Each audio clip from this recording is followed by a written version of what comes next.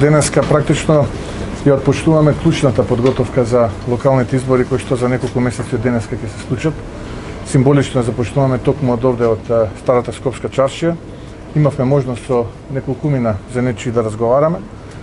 Истите тие пренесоа нивната загриженост околу моменталната економска, би рекол, состојба во државата. Се разбира, ја споделија грижата и од последиците од пандемијата кои што самите ги чувствуваат, како понатаму ќе се развива државата. Разочараноста од досегашниот пристап на владата во делот на помошта која што изминатиот период брутално ја злоупотребуваше за насилен подкуп наместо да им помогне на оние кои што се погодени од кризата.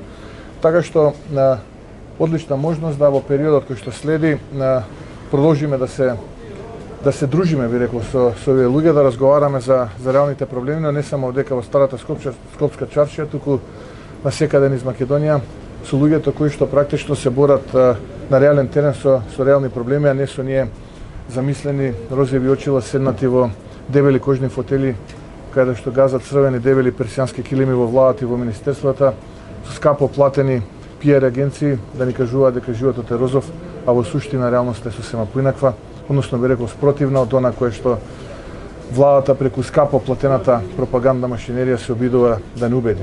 За жал не успеваат во тоа.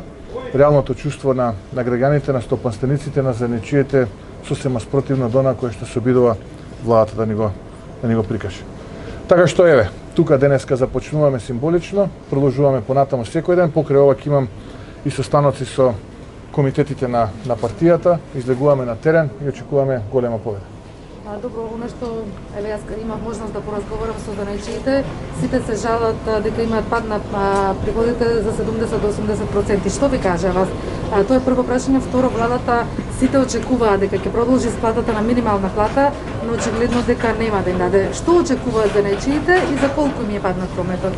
Очекуваат вистинска поддршка од владата, очекуваат неуценета поддршка од страна на владата, очекуваат поддршка која што ќе ги одржи во живот во овој период кој што е тежок за нив, може би рекол најтежок од како еве ги стопанисуваат нивните занечиски дуќани. Самите кажавте дека падот на прометот е огромен, 60-70% во некои дуќани, кај некои занечи.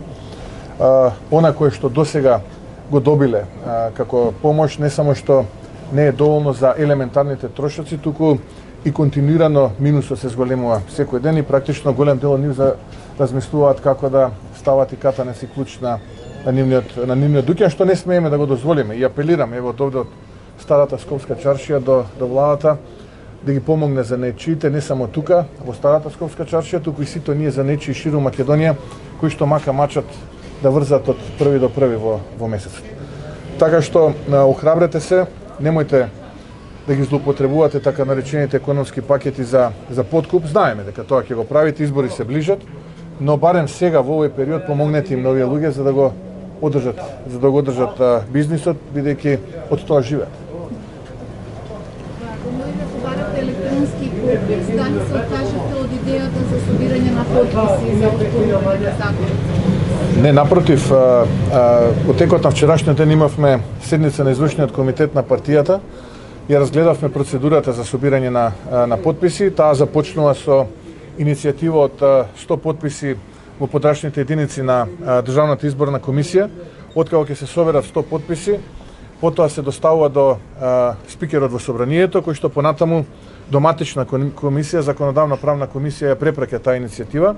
И откако ќе се констатира комплетноста на првичните 100 подписи, тогаш се известува спикерот во собранието, кој што понатаму го известува предлагачот, но и претседателот на владата, кој што пак понатаму ја доставува во рок од 20 дена иницијативата до подрачните оделенија на Државната изборна комисија и процесот на собирање на подписи започнува.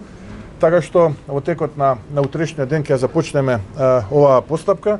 Очекуваме формално собирањето на подписи да започне таму некаде почетокот на следниот месец, бидејќи такви се законските процедури. Во меѓувреме, Хрватска го одложи пописот, соседна Бугарија го одложи пописот, Србија го одложи пописот, Сојузна република Германија го одложи пописот, Романија, бидејќи на нив животите на граѓаните им се мили. За разлика од нашата влада, животите на граѓаните не им се мили. тие се луѓе кои што се подготвени и врживи луѓе да газат, само да дојдат до својата цел, а тоа е како да го плячкаат сопствениот народ.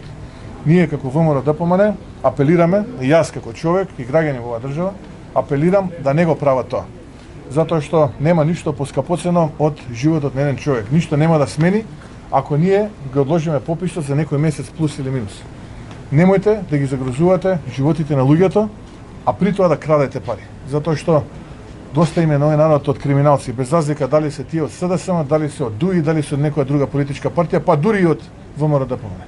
На народот му е прегу глава од криминалци во политиката. Затоа нашиот апел е, ако веќе насилно сака да го протнат тој процес на попис, тогаш тој процес нека биде електронски, а да не биде ваков со загрозување на здравјето на граѓаните. Нека учат од нашите соседи каде што луѓето, политичарите се грижат за животите на луѓето. За разлика од кај нас, тие се грижат само за себе. Сега најавуваат комбиниран попис. Што мислите за таа идеја? Па таква кованица слушам од Зоран Заев изминативе денови. Човекот се обидува да презентира некоја кованица која што и на нему нема е јасна. Комбиниран попис претпоставувам мисли на тоа дека ќе дојде попишувачот и матичниот број ќе го внесе во системот, па таму ќе се споредува со определени бази на податоци и врз основа на таа споредба ќе се добијат конечните резултати, но повторно мора дома да ви тропне некој физички да вие го читате вашиот матичен број и останатите параметри кои што се ваши лични податоци. Согласно Уставот, секој од нас, граѓаните, е должен да го заштити сопственото здравје, но и да го заштити здравјето на околината. И ако тоа не го направи, тогаш тој практично прави прекрш. За жал, повторно ќе кажам, тие, дали бил тој комбиниран, дали бил само теренски, свесно го туркаат народот во едно апокалиптично сценарио. Повторно ќе кажам, поради пандемијата, на која што сите наши соседи сериозно и приоѓаат, одложен е пописот во Бугарија, во соседна Србија, во Хрватска, одложен е пописот во Романија, во Сојузна Република Германија и така натаму, и така натаму. Само кај нас овие луѓе одлучија брутално да ги загрозат животите на граѓаните. И затоа ние рековме еве како последна опција да правите електронски попис. Секој граѓанин да може со едноставно приклучување на интернет да биде попишан. А потоа споредувајте таму според бази на податоци кои што никој жив во држава не ги знае, сем можеби Зоран Заев и оној директор на Државниот завод за статистика. Господин Мицкоски, најавивте интерпелација за заменик премиерот, вице-премиерот за корупција Николовски и за министерот за правда Маричич. Кога ќе поднесете барање за преиспитување на одговорноста на Николовски и Маричич и кога очекувате да биде одржана онаа седница за интерпелација на вице-премиерот Димитров? Димитров, интерпелацијата е ставена на дневен ред или барем такво ветување има дека утре ќе биде на дневен ред, во среда. Што се несува до овие двајца министри за неправда и корупција, се надевам дека во најскоро време ќе биде ставена на дневен ред точката, ќе се охрабрат за да може да ги аргументираат сопствените позиции пред пратениците во рамките на парламентот, бидејќи можеби ние нешто не знаеме што тие знаат или можеби ние не гледаме нешто што тие гледаат. Но на што е јасно е дека Македонија е 111-то место на листата на Transparency International, која што ја мери нивото на перцепција на корупција во една држава, според дефинирана методологија и ги опфаќа параметрите кои што се случиле во последните 2 години. Според последните 2 години, перцепцијата за нивото на корупција во Македонија е убедливо најголемо во регионот. Убедливо најголемо во регионот. Во времето на така наречениот режим, бевме 45 места подобро пласирани од денеска, односно 65-то, 66-то место во 2015 година. За жал се срамам денеска што сум дел од сето ова политичко мочуриште и морам вака да зборувам. Во животот секогаш сум се борел да бидам и сум се трудил да бидам прв, но за жал денеска се трудам да не бидам последен, бидејќи ова неспособна влада не отера на тоа место. Ние сме денеска најкорумпираната држава на Балкан. Подобро нас се пласирани Косово, Албанија, Бугарија, Грција, Србија, Романија, сите држави во регионот. Македонија е најкорумпираната држава.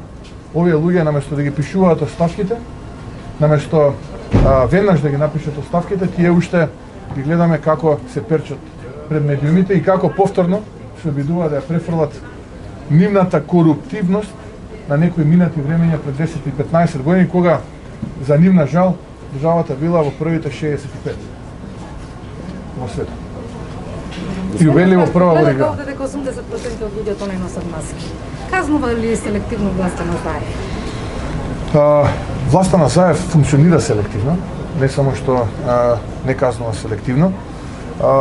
И за жал, таквиот калкулантски однос создава недоверба кај сите, без разлика дали сте политички определени, неопределени од една или од друга нација, од една или од друга вера. Нивното селективно однесување практично нас не прави недоверливи и да немаме доверба во оваа влада. Колку повеќе калкулираат, толку посилно ќе паѓа. И тоа се случува и такви се бројките на последните јавни мерења. Сериозно веќе можеме да кажеме дека СДСМ се бори грчевито за третото место. ВМРО ДПМН. Па еве доволно е ова што кажа. Господине Мицковски, во насока на корупцијата, премиерот Заев имаше изјава дека се потребни 6 до 7 години да има ефектот од онаа нивна борба против корупција. Кој е вашиот став? Па јас мислам дека се потребни не повеќе од 6 до 7 дена, нека почне со тие околу него од самиот тој и мислам дека работата ќе биде многу брзо завршена, нема потреба од 6 до 7 години. Вакви лопови не запаметила Македонија.